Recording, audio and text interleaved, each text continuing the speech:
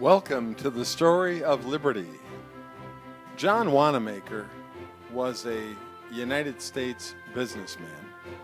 He was a Christian leader and a civic and political figure.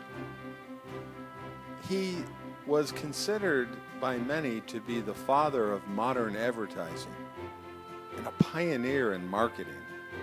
He was born in Philadelphia July 11, 1838. He opened several different stores around the country, and John's business grew into one of the largest department stores in the United States. He made huge advancements in the retail industry. He ran a full-page ad for the first time in an American paper.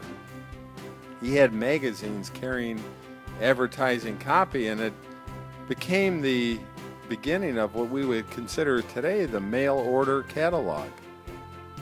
His beautiful store in Philadelphia had paintings of Christ and a 33,000 pipe organ that played Christian songs every day.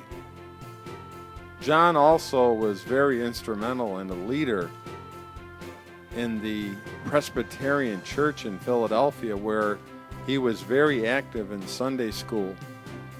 And while during his attendance, it grew from a small group to over 5,000 people.